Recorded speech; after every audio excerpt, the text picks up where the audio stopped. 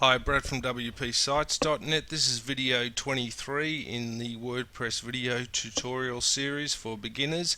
We're going to take a look at using media in WordPress. And by media, I mean videos, YouTube videos, self-hosted videos, images, photographs, photo galleries, and all the different types of media that you can add to your blog posts and your pages. And I've written quite a few articles on this, and you'll find links below the video which focus more on specific types of media and how to use that media in WordPress. But let's just take a look firstly at the media settings that you should configure as soon as you install WordPress. So we'll go over to our demo site again, and this is running on the default theme for WordPress called 2012, which is the latest.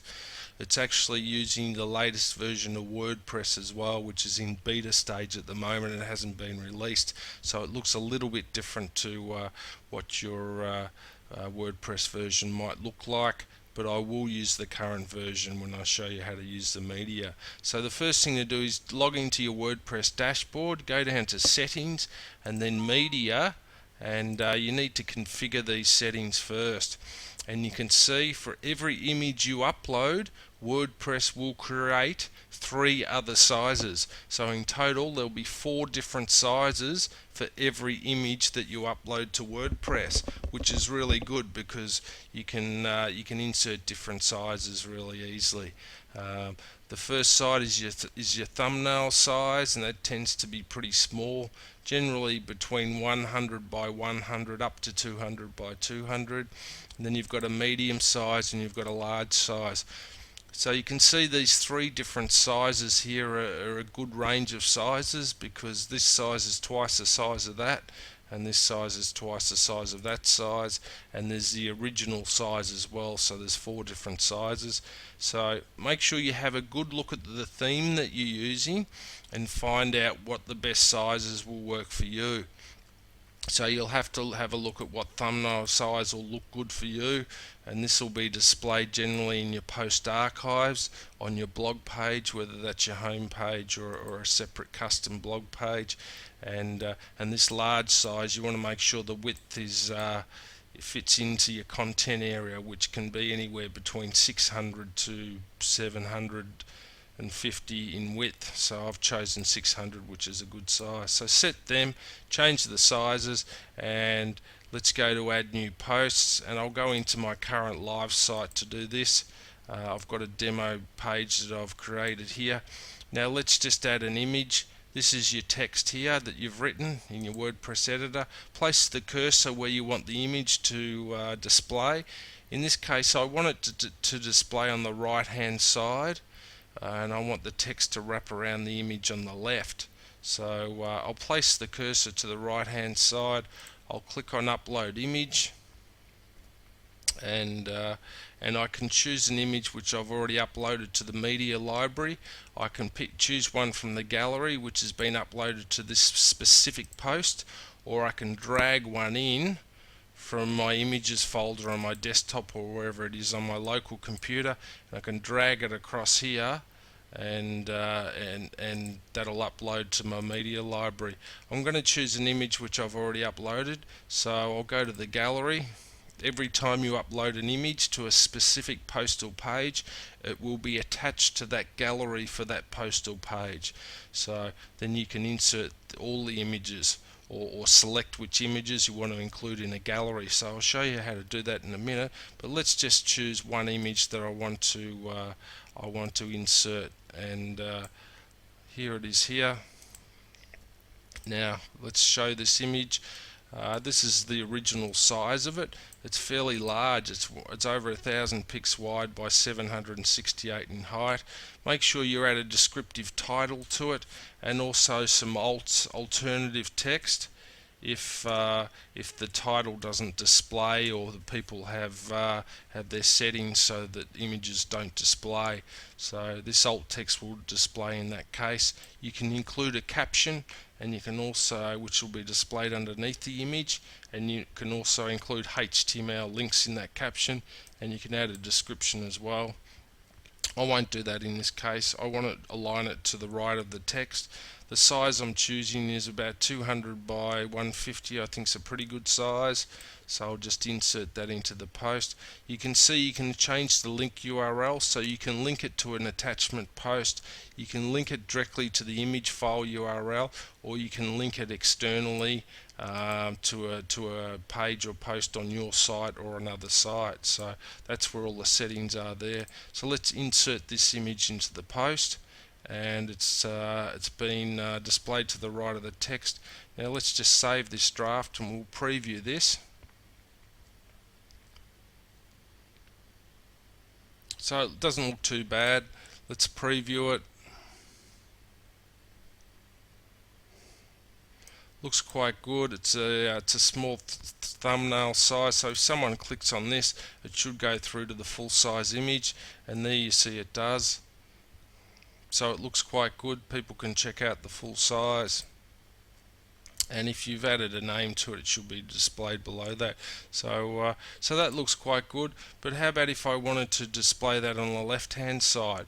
Well, if you want to make changes to an image you've already inserted in WordPress, you can click on the image and you can delete it and start again, or you can click this little window here and make changes to it. So I can say, alright, I want to move that to the left of the text rather than the right, and I also want to change the size of it. And you can go here and you can change the size by percentage, and if you look in the advanced settings here, you'll see the sizes down here. So that changes down there. So this keeps the aspect ratio so the image looks good, but you can manually change these, and it might end up a little bit fuzzy if you do. There's some advanced settings down here if you understand CSS and styling, and also some advanced link settings there, so you can play around with them. But these are the main settings you'll use. You can adjust the size here, which is really good, and also in the edit image screen. So let's just align that to the left rather than the right, and we'll update that, and you can see it's been pulled over here to the left. So we'll save this and we'll just preview that to see what it looks like. So you can see how easy it is to add images in WordPress, and it's easy to make changes to them. So you just want to play around with it a bit and become familiar with it. And there it is to the left. It doesn't look that good because I got these bullet points there, so it would be better off to the right or even above the post. So I can simply click on this image, delete it, and let's put the image above the post and see what that looks like. So I'll click on the upload insert button, and let's just go to the gallery, because every image is included that you upload is included in the gallery for that post. And let's choose a larger size, and let's center it now. So we'll have a look at this. Insert, save changes. So where am I? Insert into post, 600 width, center it. Alright, we'll insert this image into the post, and there's the image there. It's a bit bigger. We'll save the draft and we'll just preview that. So there's lots of different things you can do with images, and you can add a featured image as well. I'll show you how to do that in a minute. A featured image will be displayed on your archive page, so that's the page. So there's the image. It looks quite good. It's a lot bigger. It takes up pretty much the full content area, but that looks quite good. And here's a gallery down here. I'll show you how to create that, and that gallery will include all the images that you've uploaded to that specific post if you select them to be included in the gallery. So that's how to add a basic image and adjust the size of it. Now if you want to add a gallery, it's pretty straightforward. You place the cursor where you want to display the gallery. Let's just delete the existing gallery in there. I want it at the end of the post, but you could have it after the first two lines, which might look quite good. So you're breaking up your post a bit. You've got an image, a bit of text, and then you've got another image. People love images, so they don't really like big chunks of text. So let's place the image there. Let's click on the upload insert button, and we'll add the image gallery. So I've uploaded 6 images and I've just dragged them from my desktop into this area, and they've all uploaded. So now I'll click on gallery and they're all attached, and I want to display all of them. If I only wanted to display some of them, I could just select the first 4 and I'll leave the last 2 or whatever. So I've installed another plugin which gives me the enables me to select which images I want to display in the gallery. And if you go down to the gallery settings here, link thumbnails to the image file, and you can adjust these settings here. It doesn't really matter. This is the important one. This will depend on your thumbnail image size that we configured before in the settings. So based on those sizes and the content width, I can only really display 2 per column. 3 would be too tight, they wouldn't look the best. So let's just click on that, and it inserts the gallery there. You can't really preview it. You'll need to save the draft first and then preview it. It won't display the gallery in the editor. So let's just preview what the gallery looks like, and it should look fairly nice. So we've got the main image here. We've put a few other images down here which look quite good. People love photos, so make sure you add some really nice photos to your blog. And here we have the gallery here, and when people click on it, it'll display in a really nice carousel gallery. This is included within the Jetpack plugin, so I've already discussed that in other videos. The Jetpack plugin has been created by WordPress Automatic, the company that owns WordPress, and it's a fantastic plugin. It's free. It's one of the best free plugins you'll ever use, so make sure you install that plugin. It's called Jetpack. And you can just scroll through your images now, and that's already built into the core files of the Jetpack plugin. You can add a description down below here as well, so you add that to each image when you upload them, and people can also comment on your images. So when they close the gallery, they click this little thing here.